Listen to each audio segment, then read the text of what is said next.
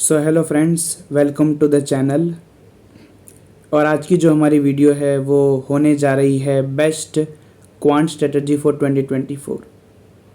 Banking examination में quantitative aptitude को tackle करना बहुत ही मुश्किल है। उसका अप्रोच क्या होना चाहिए, उसे कैसे पढ़ना चाहिए, क्या आपकी स्ट्रैटेजी होनी चाहिए, किस तरीके से आपको सेक्शन वाइज उसे अप्रोच करना है, किस तरीके से उसका पढ़ने का तरीका है, और बहुत सारे क्वेश्चन के आंसर मैं इस वीडियो में देने वाला हूँ। ये कंप्लीट स्ट्रैटेजी है सिर्फ़ और सिर्फ क्वांटिटिव एप्टीट्यूड के लिए। ये वही तरीका है जो मैंने खुद ने फॉलो किया है, जो मैंने एग्जामिनेशन में खुद अप्लाई किया है, वही चीज़ें मैं आपको बता रहा हूँ। आप पेन और पेपर लेके इसे पूरी तरीके से नोट डाउन कीजिएगा, तभी आप इसका पूरा कंप्लीट फ़ायदा उठा पाएंगे। तो स्टार्ट करते हैं। सबसे पहले हम देख लेते हैं कि क्या क्वेश्चन मैं इसमें कवर करने वाला हूँ, और सारे मैं आंसर देते जाऊँगा। पहला क्वेश्चन है, अरिथमेटिक करे या ना करे। 2023 में भी और 2024 अभी जो एग्ज़ाम होंगे उसमें भी क्वांटिटिव एप्टीट्यूड में जो भी अरिथमेटिक करे भी ना जाएगा, 100% आपका सिलेक्शन नहीं होने वाला। एक टाइम था कि जब स्पीड मैथ्स करके डीआई करके एग्ज़ाम निकल जाया करते थे, लेकिन आज कंपटीशन लेवल भी बहुत ज़्यादा है, पेपर का लेवल भी ज़्यादा है, डीआई कोई पेपर में कम आ रही है, अरिथमेटिक का पोर्शन बहुत ज़्यादा है। और मैं आपको यही बोलूँगा कि अरिथमेटिक बिल्कुल भी टफ़ नहीं है, बस आपकी अप्रोच सही नहीं है, आप सिलेबस कंप्लीट नहीं कर रहे हैं और प्रैक्टिस नहीं कर रहे हैं। एक बार आपका सिलेबस कंप्लीट हो जाए उसके बाद अरिथमेटिक बहुत ही ईजी है। इवन ये आपका एक बहुत बड़ा प्लस पॉइंट हो जाएगा, सिलेक्शन में आपको एड्स दिला देगा, आपको बहुत आगे ले जाएगा। सेकेंड, स्पीड कैसे आएगी। मैं क्वांट के लिए एक ही बात बोलूँगा, स्पीड सिर्फ और सिर्फ प्रैक्टिस से ही आती है। कोई टिप और या कोई ट्रिक्स काम नहीं करती, बेसिक्स ही काम करता है। बस उस बेसिक्स को कौन बहुत जल्दी से एप्लीकेशन कर लेगा, वहाँ उसी बात पे स्पीड डिपेंड करेगी और वो प्रैक्टिस से ही आएगी। तो कोई शॉर्टकट या फिर कोई टिप्स और ट्रिक के चक्कर में मत पढ़िए, एकदम ही बेसिक से पढ़िए, प्रैक्टिस कीजिए, प्रॉपर प्रैक्टिस कीजिए, टाइम दीजिए, स्पीड आ जाएगी। थर्ड, ट्रिक से क्वांट हो जाएगी। शायद आप प्रीलिम्स निकाल लें लेकिन सिलेक्शन नहीं होगा। ट्रिक से कुछ नहीं होता है, जब आप सॉल्व करने बैठेंगे कोई ट्रिक नहीं याद आती।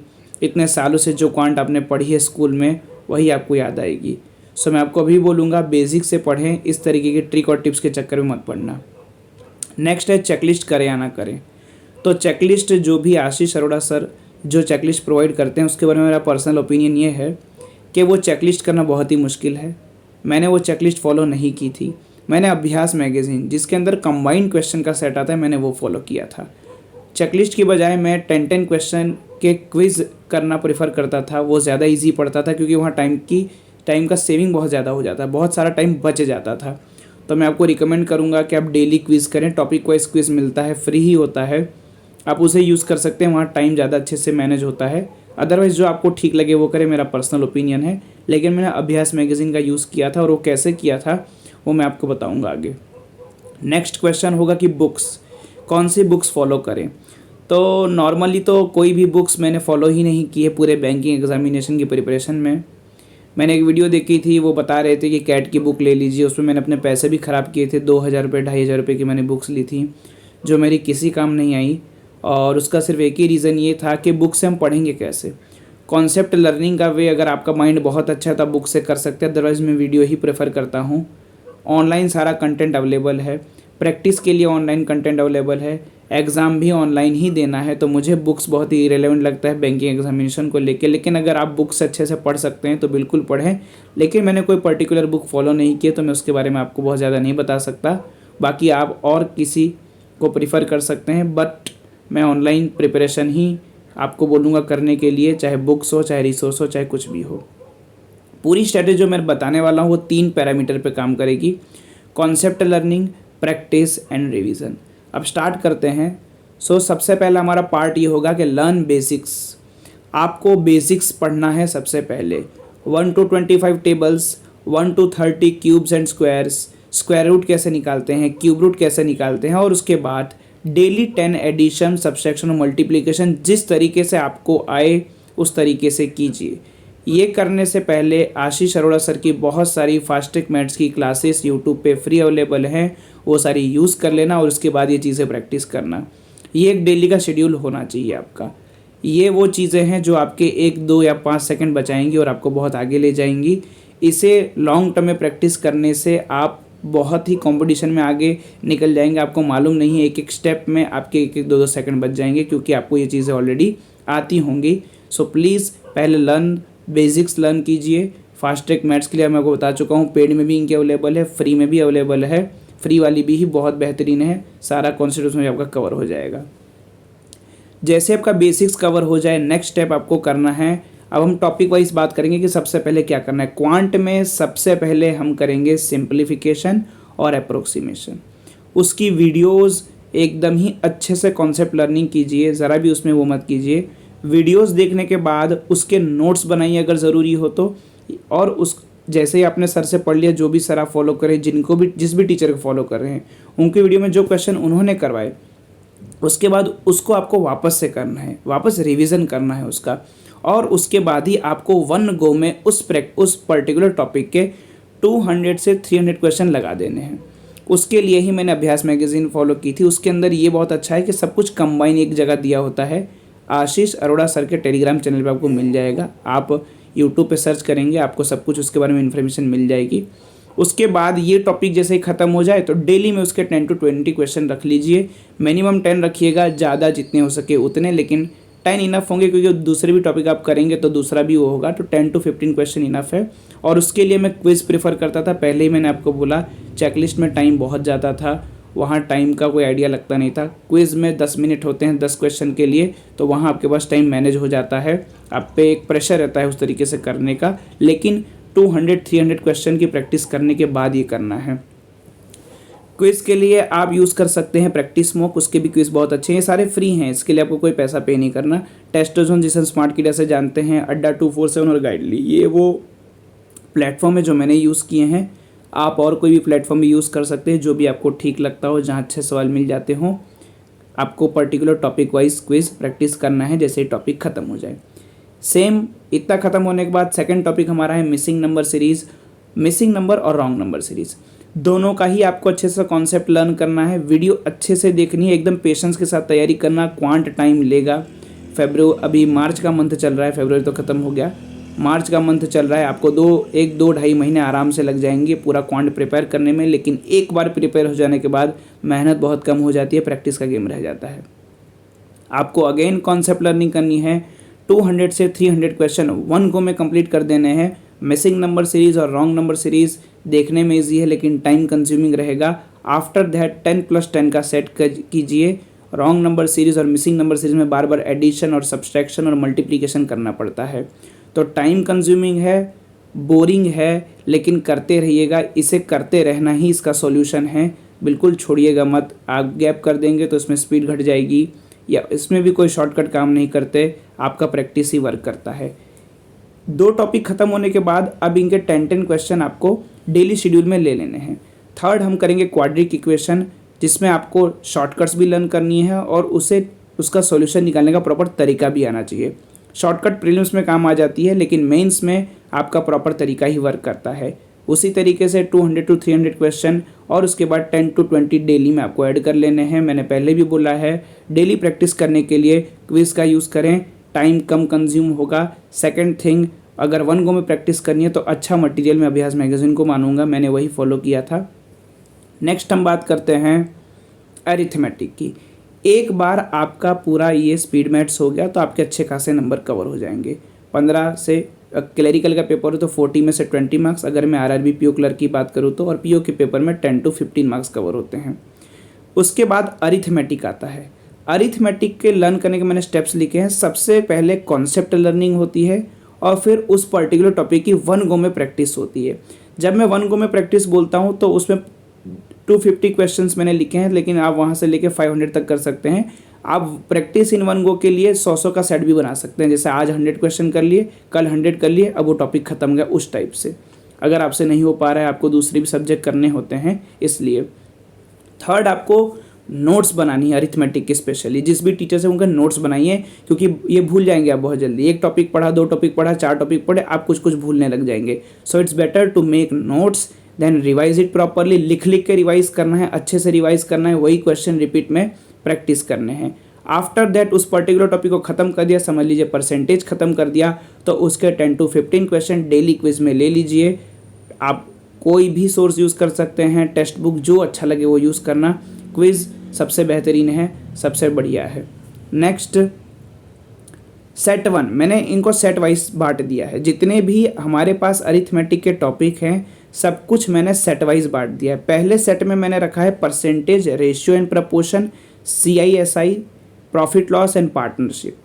जहाँ परसेंटेज और रेशियो प्रपोर्शन पहले ही इसी ऑर्डर में करने हैं, ये दोनों सबसे पहले करना है। ये दोनों करते ही आपका ज़्यादातर काम सॉल्व हो जाएगा, सब कुछ प्रॉब्लम सॉल्व हो जाएगी। इससे DI आप आराम से शुरू कर देंगे पढ़ना, वो आपका एक काम होने लग जाएगा।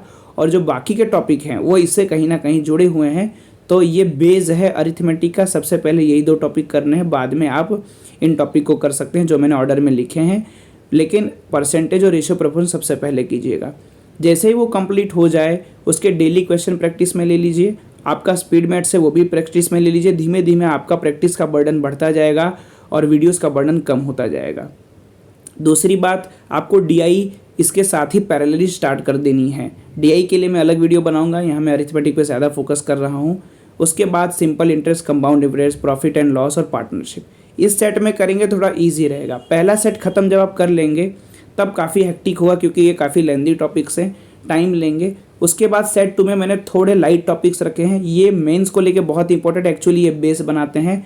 Number system, LCM, HCF, averages, decimal fraction, ये बेस है, ये बहुत सारे टॉपिक्स का बेस है। तो सेट 2 में आप इन्हें ले लीजिएगा। ये बहुत इजी टॉपिक है, बहुत अच्छे टॉपिक है, बहुत लाइट टॉपिक है, इनको बिल्कुल भी इग्नोर मत करना। ये कहीं ना कहीं छुपी तरीके से आपको यूज़ आने वाले हैं हर अरिथमेटिक के टॉपिक में। इसको कवर करने के बाद थर्ड सेट में मैंने रखा है time and work and time and distance. ये आपको कवर करना है। टाइम एंड डिस्टेंस में स्पीड वगैरह के क्वेश्चन आते हैं, टाइम एंड वर्क वाले क्वेश्चन भी आते हैं, ये आपको करना है। इसके बेस DI भी आती है जो कि मेंस में आपको देखने को मिलेगी, प्रीलिम्स में तो बहुत कम दिखती है, लेकिन अरिथमेटिक बेस्ड DI भी आपको देखने को मिलेगी। सेट 4 जो है वो सबसे ज़्यादा इग्नोर किया जाने वाला सेट है, और मैं आपको सही बोलूँगा इस सेट में से सबसे ईजी क्वेश्चन आते हैं। SBI PO इस साल का जो पेपर हुआ था उसमें सबसे ईजी DI प्रोबेबिलिटी की थी, मेंस की मैं बात कर रहा हूँ। मेंसुरेशन से भी बहुत इजी सवाल आते हैं प्रीलिम्स के अंदर, जो लोग छोड़ के चले जाते हैं। स्क्वायर के एरिया से रिलेटेड सवाल, उसके पेरीमीटर से रिलेटेड सवाल, रेक्टेंगल, इस टाइप की चीज़ें पूछी जाती हैं, लेकिन इन्हें कोई करता नहीं है और वो अपने मार्क्स गंवा रहे हैं। One of the easiest topic, please करके जाइएगा ये तीनों के तीनों topic, probability, permutation and combination and mensuration. ये लोग छोड़ के चलते हैं और बहुत मार्क्स गंवाते हैं। इसमें से बहुत ईजी सवाल आ जाते हैं, अगर आपने बेसिक भी पढ़ रखा हो तब इसके सवाल बन जाते हैं। नॉर्मली लोग इसे छोड़ के चलते हैं और इसी में से ही सवाल आ जाता है, तो ये गलती मत कीजिएगा। अगर ये 4 सेट कंप्लीट कर देते हैं आपका क्वांट का सिलेबस, अरिथमेटिक का पोर्शन पूरी तरह से ख़त्म हो जाता है। अगर आप इतना भी कर लेते हैं तो आपको फ़ायदा क्या है, तो बोनस टिप मैं आपको ये दे रहा हूँ कि सिर्फ और सिर्फ अरिथमेटिक का सिलेबस कंप्लीट करके ही 70% कॉम्पिटिशन को आप किल कर देते हैं। बिकॉज कोई इतना भी नहीं करता, कोई इतना सिलेबस ही कवर नहीं कर पाता। अगर आप इतना कर लेते हैं तो आपने 70% कॉम्पिटिशन को तो किल कर ही दिया। इसके बाद revision plus daily quiz and sectional mock test. Sectional जैसे ही आपका पूरा स्पीड मैथ्स हो गया, अरिथमेटिक कवर हो गया मैंने जो तरीका बताया उससे, फिर सिर्फ और सिर्फ सेक्शनल दीजिए, जहां मिक्स ऑफ क्वेश्चन मिलेंगे, पेपर स्टाइल वाला क्वेश्चन मिलेगा, तो आपको मालूम चलेगा कि आप सब कुछ एक बार में अप्लाई कर पा रहे हैं या नहीं। अगर आप सिर्फ इतना भी करते हैं तो आप बहुत आगे निकल जाएंगे क्वांट में। 70% आपका कंपटीशन ऑलरेडी किल हो गया है, ख़त्म हो गया है, बिकॉज सब अरिथमेटिक छोड़ के चलेंगे, 50% कवर करेंगे, 50% नहीं करेंगे, रिवीजन नहीं करेंगे, कॉन्सेप्ट लर्निंग नहीं करेंगे, प्रैक्टिस नहीं करेंगे। तो बेटर है अगर आप इतना भी कर लेंगे तो आप बहुत आगे चले जाएंगे, बहुत एड्ज मिलती है। मैं सही बोलता हूँ, क्वांट आपको सिलेक्शन दिलवाएगा, क्योंकि क्वांट में नहीं होगा किसी का स्कोर, वैसे नॉर्मली नहीं होता। अगर आप क्वांट और रीजनिंग को संभाल लेंगे, इंग्लिश एवरेज कर लेंगे, GA भी आप एवरेज रख लेंगे, तो आप बहुत इजीली इस कंपटीशन को क्रैक कर सकते हैं। So please cover your whole syllabus, please cover the whole arithmetic. तो इस तरीके से आपको पूरा arithmetic plus speed maths cover करना है। मैंने आपको पहले ही बताया, परसेंटेज और रेशियो प्रपोर्शन करने के बाद DI शुरू कर देनी है। DI में कोई के कॉन्सेप्ट ऐसे होंगे जो अरिथमेटिक से रिलेटेड होंगे, वो आपको करने होंगे। DI का भी थोड़ा आइडिया देता था कि DI कैसे करनी है। टाइप ऑफ DI देख लीजिए, डेटा कैसे निकालते हैं वो समझ लीजिए। उसके बाद डीआई खुद प्रैक्टिस करना शुरू कर दीजिए। डेली की 5 डीआई तो कम से कम सॉल्व करनी ही चाहिए। 5 से आप 10 कर पाए तो भी बहुत अच्छी बात है। और एक ऐसा भी कर सकते हैं कि आप एक दिन पूरा डीआई का भी रख सकते हैं कि एक दिन आप क्वांट में सिर्फ डीआई करेंगे, उस दिन आप 20, 25, 30, 35, 50 डीआई के सेट लगाइए। ये एक बहुत अच्छी प्रैक्टिस है। ये मैं आपको कहूँगा महीने में 1-2 बार ऐसा कर लीजिए, तो इससे बहुत कॉन्फिडेंस आपका इंक्रीज़ हो जाएगा। एक दिन में 40-50 डीआई बनाना ईजी नहीं होता, ये बहुत ज़्यादा प्रैक्टिस होती है। तो आप एक एक दिन ऐसा पज़ल के लिए भी कर सकते हैं। 40-50 पज़ल एक दिन में बना दी, एक ऐसा दिन रखिए। लेकिन फिर कि तो डीआई बनाइए कि तो पज़ल बनाइए, ऐसा एक ही दिन रखिए। बाकी आप रेगुलर डे में जो 10-10 क्वेश्चन वाला सीरीज़ है, जो 10-10 डेली प्रैक्टिस करते हैं, उसे कंटिन्यू रखिए। तो क्वांट के लिए इतना ही, यही स्ट्रेटजी है, यही मैंने फॉलो किया था। कोई शॉर्टकट नहीं है, कुछ नहीं है इसके अंदर। इसी तरीके से आपको लॉन्ग कट में ही तैयारी करनी पड़ेगी। तो नेक्स्ट वीडियो में मिलते हैं। मैं इसके बाद रीजनिंग की डिटेल स्ट्रेटजी लाने वाला हूँ और देन हम इंग्लिश की बात करेंगे। So best of luck for your preparation. Continuous regularly preparation करते रहिए, वही एक की है सिलेक्शन लेने की। Thank you.